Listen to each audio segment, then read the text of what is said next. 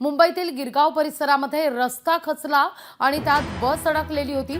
आता मात्र या खचलेल्या रस्त्यातून बस बाहेर काढण्यात यश आलेले आहे। मुंबईच्या गिरगाव मेट्रो स्टेशन जवळ ही घटना घडलेली होती। 5 फूट खोल खाली खड्ड्यात बस अडकलेली होती। सुदैवानं यात जीवितहानी झालेली नाहीये, कारण रात्रीपासूनच त्या ठिकाणी मुंबई आणि आसपासच्या उपनगरामध्ये मुसळधार पाऊस कोसळतोय। त्यातच ही घटना घडलेली आहे। थेट घटनास्थळी जाऊया, आपले प्रतिनिधी आहेत त्या ठिकाणी स्वप्नील जाधव यांच्याकडे। स्वप्नील, काय सध्या परिस्थिती आहे? खरं तर मुंबई ठिकठिकाणी रस्ते अक्षरशः खणून ठेवलेले आहेत। रस्त्यात खड्डे आहेत की खड्ड्यात रस्ते, अशी खरं तर परिस्थिती आहे। त्यात मुसळधार पाऊस आणि याच पावसात घडलेली ही दुर्घटना।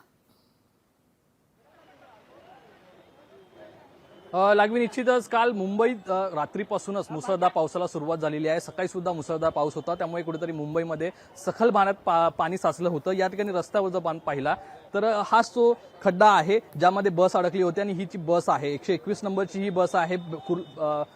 बॅकबेला ही बस चालली होती, मात्र हा जो रस्ता या ठिकाणी खचला आहे 5 फुटापेक्षा जास्त खचल्याचं पाहायला मिळतोय। दरम्यान या रस्त्याचं बांधकामच जर आपण पाहिलं तर कॉन्क्रिटीकरण आणि डांबरीकरण, तसेच दुसऱ्या बाजूला बघितलं तर बीएमसीने खोदून ठेवलं होतं। एकीकडे या ठिकाणी रस्त्याला मोठं खोदकाम करण्यात आलं होतं आणि यातूनच कुठेतरी पाणी झिरपलं आणि ते बाजूला मेट्रो स्टेशन या ठिकाणी बनतं आहे। मेट्रोच्या या कामामध्ये हे पाणी गेलं आणि त्याचाच कुठेतरी फटका हा रस्ता खचला असं या ठिकाणी घडल्याचं पाहायला मिळतंय। एकूणच सध्या जरी बस काढण्यात आली असली तरी यामध्ये रस्त्याला जे भगदाड पडलेला आहे हा मोठा चिंतेचा विषय आहे, कारण या बाजूला आपण जर कामं पाहिली तर एकीकडे मेट्रो जी भूमिगत मेट्रो आहे आणि दुसरीकडे टेनंट बिल्डिंगचं हे काम चालू आहे। त्यामुळे या दोन्ही कामांच्या मध्ये हा रस्ता आपल्याला पाहायला मिळतोय। एकीकडे आता पालिका प्रशासन हे मेट्रोवर हे जबाबदारी झटकतं, तर मेट्रो जे आहे ते पालिका प्रशासनावरती जबाबदारी झटकते, अशा प्रमाणचं या ठिकाणी वातावरण पाहायला मिळतोय। मात्र एकूणच या ठिकाणी जर जे प्रत्यक्षदर्शी नागरिक असतील आणि इथले स्थानिक नागरिक आहेत त्यांच्याकडनं त्यांची मतं जाणून घेऊ,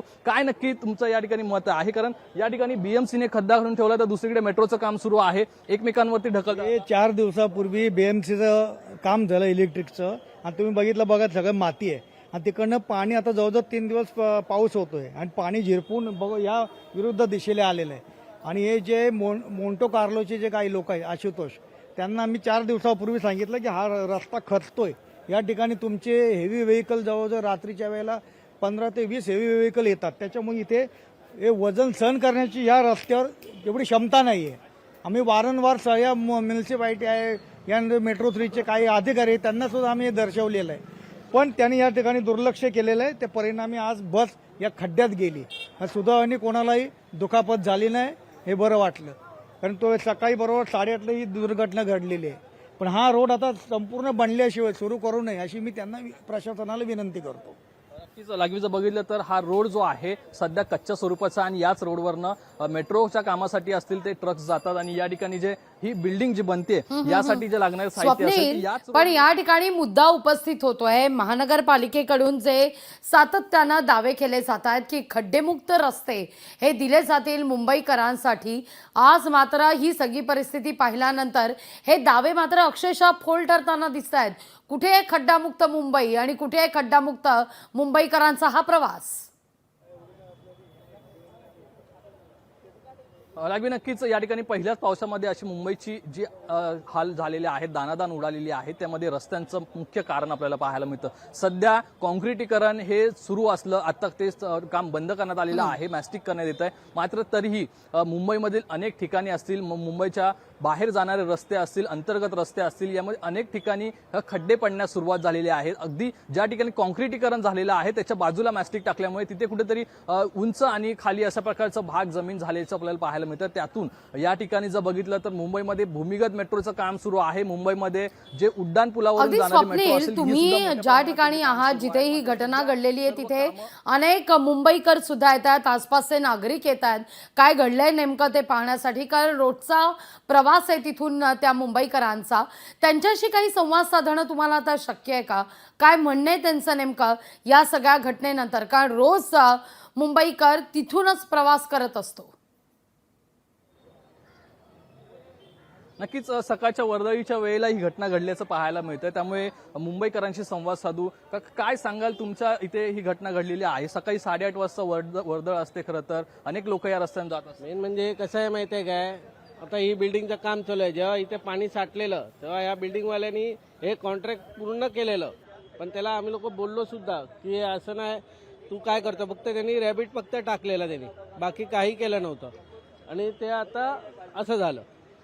खड्डेमुक्त रस्ते करून देऊ असं पालिकेने म्हटलं होतं, या ठिकाणी मोठं भगदाडच पडल्याचं पाहायला. भगदाड काय इथे काय, ते गेल्या टायमाला पुढे पण भगदाड पडलेला, तो तर मध्ये भगदाड पडलेला. हे मेट्रोवाले यांच्यावर टाकतात, हे लोक यांच्यावर टाकतात. एवढ्या रात्री ते लोक मशिनी आणतात, तेव्हा कोण रात्री कोणी येत नाही बघायला. एवढ्या मोठ्या क्रेन आणतात, पलटी झाली तेव्हा पण कोण नव्हतं. तर BMC वाले पण काय करत नाही. BMC वाल्याला कंप्लेंट देता, BMC वाले तुमचं काम नाही, तुम्ही इथे याला मेट्रोवाल्याला सांगा. एवढे ऑपरेटर सगळ्यांचे नंबर लिहिलेले आहेत. काय मग कॉन्टॅक्ट केल्यावरती त्वरित मदत मिळते? नाही भेटत. मग ते आपले मेट्रोवाले त्यांना पकडायला लागते, त्यांना रिक्वेस्ट करायला लागते, त्याच्यानंतर त्यांना रिक्वेस्ट करून बिचारे ते लोक तरी करतात. आता ही क्रेन पण मेट्रोवाल्याचीच होती. एकमेकांवरती ढकलल्या जात आहे, काय तुमचं मत आहे? काय हे नाही आहे, म्हणजे कम्युनिकेशन हे आहे, मिसकम्युनिकेशन आहे, बाकी काही नाही. पण रस्ता खोदल्याचं पाहायला मिळतं, हे कामासाठी BMCने खोदलाय. तेच कम्युनिकेशन नाही ना काहीच. इथले इंजिनियर काय करतात मला ते समजत नाही. इंजिनियरनी लक्ष दिलं पाहिजे ना. सुपरवायझर कोण आहेच का इथे? प्रत्येक डिपार्टमेंट आपापलं काम करत नाही व्यवस्थित ना. BMCच्या ऑफिसच्या इथे एवढा कुठे कचरा, माहिती BMCच्या ऑफिसच्या इथे कचरा होता. ऑफिस असतं त्यामुळे या गर्दी गाड्या असते. लागतात, तिथे कचरा टाकला जातो. कचरा ते बिचारे काका बोलतात तुम्ही कंप्लेंट करा BMCला कंप्लेंट करून त्या दिवशी इकडचा कचरेवाला डब्यावाल्याला सांगितलं की चल बाबा इकडचा कचरा भरून घे. पण BMCच्या हॉस्पिटलच्या बाहेरच एवढा मोठा कचरा असतो, तेच BMC बघत नाही तर हे काय बघणार. खड्डे बुजलेले ते बुजवतच नाही, फक्त टेम्पररी ते पॅकेट आणतात, डांबराची टाकतात, चेपतात, जातात. अगदी अगदी तेवढंच काम केलं जातं BMCचं. म्हणजे असंख्य प्रश्न या ठिकाणी आपल्याला पाहायला अगदी मिळतात. स्वप्नील, मुंबईकर संताप या ठिकाणी व्यक्त करताना दिसतोय. या सगळ्या संदर्भात काय आता कंत्राटदारावर कारवाई होणार हे फार महत्वाचं आहे, हा मुद्दा उपस्थित होतोय. यावर प्रतिक्रिया सुद्धा आलेली आहे. यशवंत किल्लेदार मनसेचे नेते काय म्हणतायत ऐकूया आपण. घाईघाईत जे काही टेंडर पास केलेत आणि त्या कॉन्ट्रॅक्टरवर दबाव ठेवून अमुक पावसाच्या अगोदर आम्हाला काम कंप्लीट करून द्या, हा जो काही दबाव होता कॉन्ट्रॅक्टरवर, त्याच्यामुळे ह्या रस्त्यांचं काम अतिशय निकृष्ट पद्धतीने झालेलं आहे. त्याच्यामध्ये कामामध्ये काही दम नाही आहे. त्याचा हा परिणाम आहे, त्याची ही परिणिती आहे की जिथे जाईल तिकडे हे रस्ते खचत आहेत आणि त्याच्यामुळे वाहनांना हे असं 5-5 फूट खाली जावं लागतं आहे. सो ह्यात सरकार आणि महानगरपालिका प्रशासन हे सगळं फेल्युअर आहे, आणि याची दखल शासन म्हणून, आता कारण प्रशासक असल्यामुळे राज्य शासनाने घ्यायला हवी, नगरविकास खात्याने घ्यायला हवी, त्यांच्या PWD खात्याने घ्यायला हवी. अगदी या सगळ्याचा आढावा सुद्धा घेतलेला होता आपले प्रतिनिधी स्वप्नील यांनी. स्वप्नील, तुर्तास धन्यवाद तुम्ही दिलेल्या एकूणच या सविस्तर माहिती करता. पण अर्थातच या सगळ्या मुद्द्यानंतर, या सगळ्या घटनेनंतर आता मात्र त्या कंत्राटदारावर कारवाई कधी होणार, कारवाई होणार की नाही, या संदर्भात काही पावलं उचलली जात आहेत की नाही हे पाहणं फार महत्त्वाचं असणार आहे. खरं तर लोकशाही मराठी सातत्यानं हा मुद्दा लावून धरणार आहे, कारण खड्डा पडतो, खड्डा बुजवला जातो, त्यानंतर पुन्हा एकदा मुंबईकर तिथून जीव घेणा प्रवास हा करत असतात. पण हे असं चक्र आणखीन किती दिवस चालणार हा मुद्दा आता उपस्थित होतोय. लोकशाही मराठी ऐका, पहा, जागरूक रहा.